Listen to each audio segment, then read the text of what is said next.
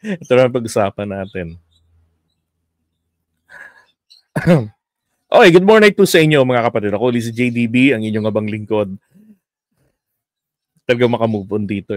Loko-loko talaga to si Jinggoy. Alam niyo ba kung bakit? Sabi niya kasi dito, Estrada, yan, ghost projects, matagal nang nangyayari bago pa ang termino ni Marcos. Nako. Sabi diyan, not new, trace to Duterte era. Oh my God, ang tanong ko nga po rito, ano kaya ang reaksyon ni Senator Mark Villar? Diba? Kayo ho ba, may nalaman na kayong reaksyon niya? Kaya nga ako hindi nakapag-live kagabi, lintik kahahanap nun eh. Kanina rin, kaya ako tanghali na halos nag-live. Wala pa rin akong makita. Siguro dahil holiday. Diba? Loko-loko talaga to si Jinggoy. Akalain mo ba naman? Masisira ang pagkatatak DDS mo nito. Alam niyo, dapat nga kung merong popolitikahin si Jinggoy, si Digong. Bakit? Ikabilang yan dun sa nag-impeach. Tsaka ang speaker noon, tatay nito ni Mark Villar, ang nag-impeach, 'di ba? Ng via fast lane. Oh, tatay niya finast lane din sa impeachment noon. Oh, tapos kinakampihan mo yung mga Duterte. 'Di ba? Now, eto yan tanong ko nga po dito, total binabash na nila si Jinggoy na sinasabi, nag-iba ka na ng kulay, mukhang nabayaran ka na ni Tamba, nabayaran ka na ni Bangag, yung mga banat na naman ng, ganun yung mga DDS, parang tanga, no? Pagka hindi nila na gustuhan yung nabasa nila, napanood nila, babash nila ng ganun-ganun. Hindi ba pwedeng pagkatama, suportahan, pagka mali, kundinahin, di ba? Tigilan na yung pagiging fanatics. After all, tayo rin naman ang lugi sa pagiging fanatics. Okay, shoutout kay Tropa Kills 13. Yan, magandang good morning night, Brad. Alam niyo ho, may basihan po yung sinasabi niya ni Jinggoy. Kaya ko pong patunayan yan sa kahit na sinong mga DDS na sana nga meron dito. No, na silent silent viewer lang. Ito po, pruweba. Ang pinaka-racket dyan is yung Ghost Project. Boom! Nako. Ano yan, Imelda? Yari ka na talaga, nako. Oo nga, magnanakaw, galit na sila. Diba? Ayan galing na po kay Tatay Diggs. Ang DPWH, dapat ganun. Ang DPWH, ang pinaka-racket dyan ay Ghost Project. Ang pinaka-racket dyan is yung Ghost Project. Ghost Project. So walang delivery Ghost Project. Marami yan. Karamihan yan, it's the regional director. Ito yung sinasabi ko. Yung mga regional director. Di ba? Yan po yung mga loko-loko talaga dyan. Sila yung nagde-design, nagde-determine. Dito tayo maglalagay ng flood control sa Parisan ni Bakekang. Lalagyan natin ng flood control para yung hugasan niya ng gripo hindi na mapupunta sa kanal. Sa kalsada na. Ganon, yung pinaghuhugasan ng pinggan. Lagyan natin ng flood control. Ganon ang nangyayari. Diba? Pag pinuntahan mo ngayon, it's a ghost. Hindi mo malaman kung it's a prank o kaya it's a ghost. Diba? Ipapalabas nila na may project ito but wala.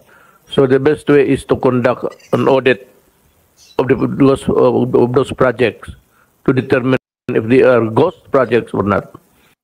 Tama, 'di ba? Kaya ngayon ang ginawa ng COA ngayon, nag-utos ng fraud audit. Anong sang araw ng fraud audit? Diyan sa Bulacan. COA naman para namang tulog. 'Di ba? Dapat na nagpo-fraud audit ang COA. Naku po, nababanatan ko ang COA. Dapat ang COA nagpo-fraud audit kayo doon sa lahat ng lugar na nababahaan. 'Di ba? Tapos merong sinasubmit sa inyo, this is our freaking liquidation ng flood control project sa ganiring lugar. Tapos binaha, fraud audit tayo. Baka yung flood control na tinayo dyan, nasa Parisan lang. Baka naman yung pumping station na tinayo dyan. Iba palang pumping yung nandun. Sogo pala yung nakatayo doon. Address o coordinate ng Sogo yung nilagay nyo sa pumping station. Pero ghost project pala. O ibang pump pala yung tinutukoy doon. Matatagpuan, di ba? Dapat ganun eh. Hindi yung ihintayin na magalit ang presidente, hihintayin pa yung may magsampa ng request. Ayun na dyan tayo, dyan bumabagal ang hustisya sa bayan eh. Hihintay, di ba? Ayaw mag-proactive. Oh. And I think they are plenty. And I dare say that ang pinakamarami siguro matanggal would be from DPWH. Chuchu!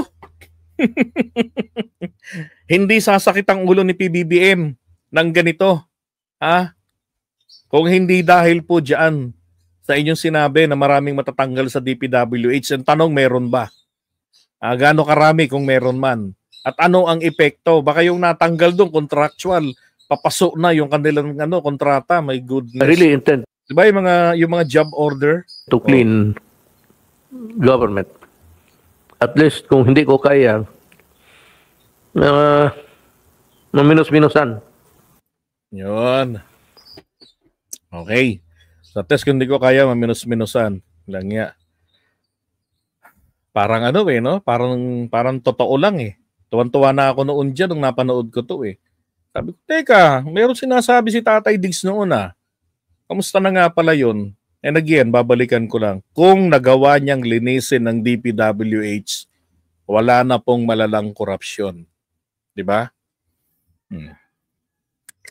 Sipin mo, ang korupsyon ngayon, tama po kayo, Bing, damay ang COA.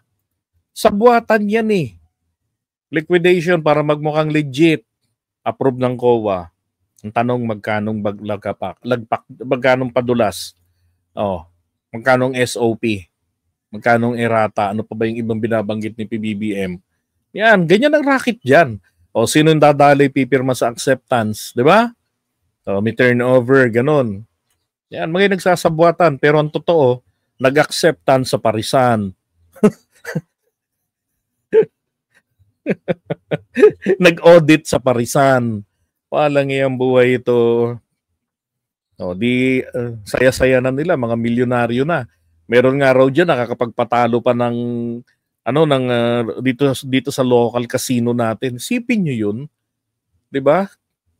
Ang daming sumasama ang loob sa Pangulo na yung PhilHealth, may pondo, kinuha pa yung pondo, tas ang daming utang sa ospital, hindi nababayaran agad-agad, kahit na sabihin pa natin meron 60 days window frame for payment.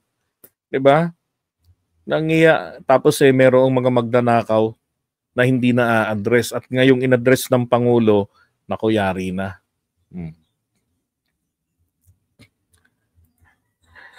Okay. So yan meron pong malinaw na basihan ang sinasabi po ni Senator Jinggoy na yung yung ghost projects not new but traced to Duterte era. And congratulations sa kanya sapagkat siya po ngayon yung bago nilang binabash, bago nilang nila lifestyle check. Nako, baka